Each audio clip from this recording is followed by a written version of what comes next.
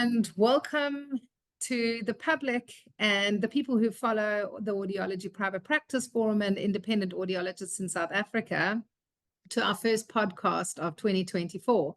And I have the pleasure of chatting to Ilouise Le Roux, who's out in Bloem, and she is a passionate independent audiologist in her own practice. Welcome, Ilouise.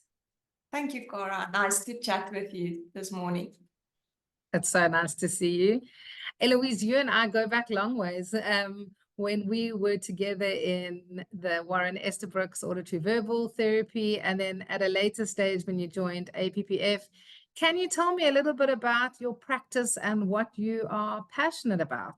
Okay, so my practice, the 1st of March, I would be celebrating 15 years in private practice. So it's been quite a while that I've been practicing in the Free State within a private practice.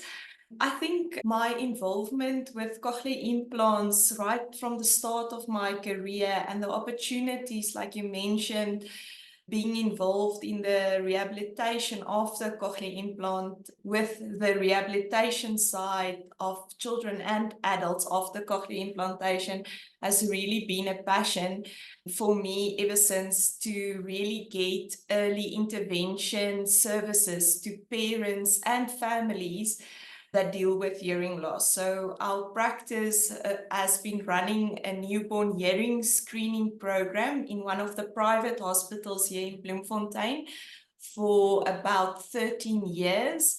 So we're really passionate about identifying hearing loss in newborn children, because the earlier we can identify children with hearing loss, the better the outcomes can be. So although I know the world standard has now changed to 1 to 3 diagnose or identify a hearing loss by 1 month, have technology on a child's ear by 2 months, and being involved in a rehabilitation service by 3 months. It's still a big goal for South African to reach, but just being involved in early identification and a hearing screening program is getting us closer to that goal. I've started my career working in government, and I loved working in government. I also started my career at Universitas Academic Hospital here in Bloemfontein. And there we had a clinic where we worked closely with the ENT surgeons. And I just love that team approach to hearing loss. And after a while in private practice, I contacted the ENTs working in private practice here in Bloemfontein and said, can't we just make the same model here that we did in the academic hospital? And they expressed the need for that as well.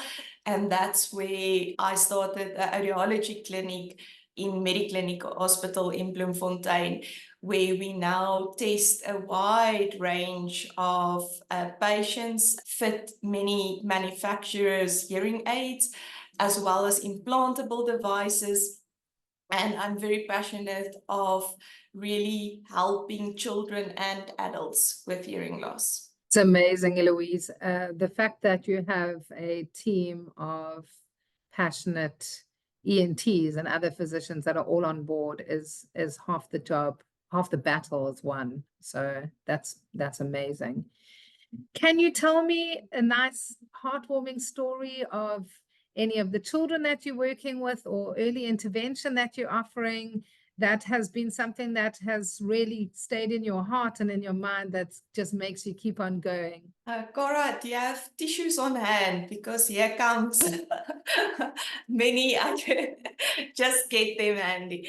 So I think recently I've got many heartwarming stories. I'm continually inspired by the families I get to work with. I think I've learned more from the families than they could ever learn from me as guiding and coaching them through this journey. But recently, I had a patient, a little patient. She was late diagnosed, as many children are with hearing loss in South Africa, only diagnosed close to 3 years of age.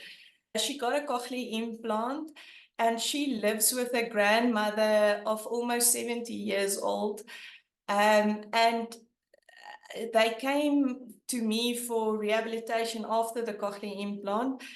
And one day I asked if they could maybe bring a book from home that I could look at what language stimulation we can do with the literature at home. And the grandmother came with a life skills grade 9 handbook of one of the children that lives in the home. And I page through the book and I say, what are you teaching a toddler here? And as you know, the curriculum in grade 9 of life skills, the grandmother said she's teaching the child all the body parts because they were a picture of a human body. And I thought maybe this is not really child appropriate literature. And I said to, well, you've just won a library card at the Ilouise Le Roux library. You're very fortunate because you're the only one member of this library. But every week that you bring your granddaughter to me for therapy, you can take out 5 books from my collection of children literature. And you can read those books to her. Next time you can bring them back and take out other books. So this has been going on now for 4 years. Never once was a book lost, stolen, or damaged. They always brought the book back. And this girl, every time our session started with, what was your favorite book and can you tell me the story? I once asked the grandmother, how do you find time to read to her? And she said, Ilouise, I make sure she's at bed at 7 o'clock at night because I wake her up every morning at 5 o'clock to read to her these books before the rest of the household wakes up. And I just thought, I said, why do you do that? She said, no, there are just many people living in the same house, so it's the only time where it's quiet. And just a couple of weeks ago, this little girl started grade 1. And she took one of the books that that they borrowed from the practice, and she read that book word for word. She could read, and I just thought that was such a wonderful testimony to that it really takes a village when we're dealing with children with hearing loss. It took that grandmother waking up very early, teaching and reading to this child, and the possibilities for that child to enter grade 1. That was about 5 days into the first term, that we can have a child reading independently, going to school as a late identified child with a hearing loss. I just felt that will take me through 2024.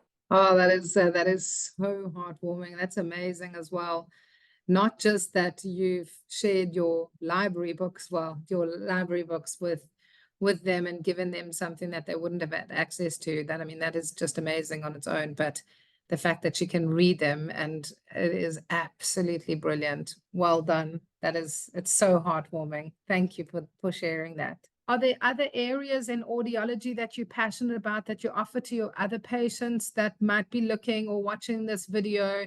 Is something that they may be exposed to or concerned about with regards to their hearing that you also offer a different services to?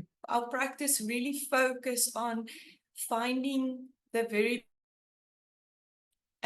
for each individual patient. I think I've realized that working in independent practice, especially referring to now more our adult population, is that when you are diagnosed with a hearing loss, I think every person really actually goes through a grieving process. You know, I think a lot of our patients are for a long time in denial that they're really struggling. Sometimes because of our setup working with ENTs and in a hospital setting, some patients are not prepared to even go today for a hearing test and get the diagnosis that I have a hearing loss.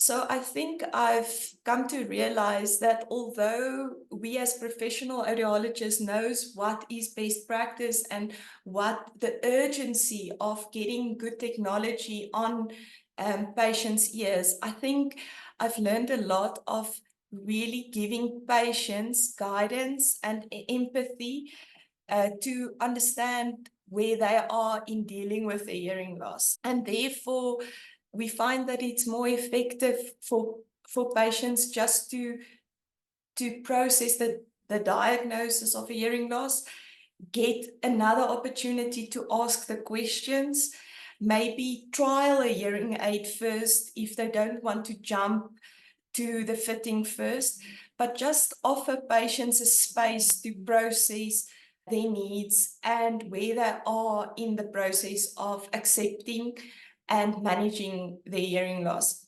So I'm very excited about what are the different options that independent audiologists can offer patients. And I think patients should also do their homework and see, that it's not a one-size-fits-all approach that independent audiologists take with patients. You should feel like an individual.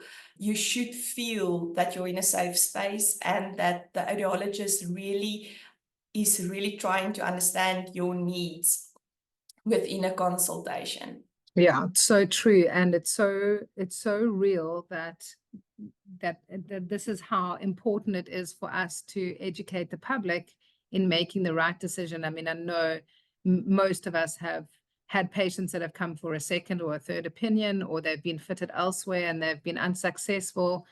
And a little bit of care and a little bit of attention goes a very long way. And I think that is one of the key important features of being an independent audiologist and being a practice owner, is that you can spend the time with your patient and you can invest in them, just like they're investing in hearing technology. So we are investing in their care.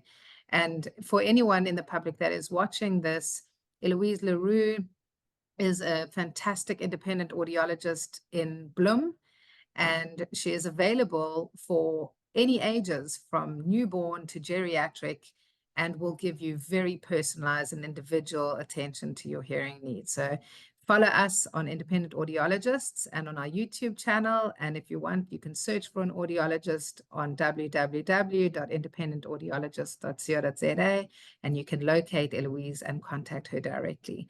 Thanks for watching.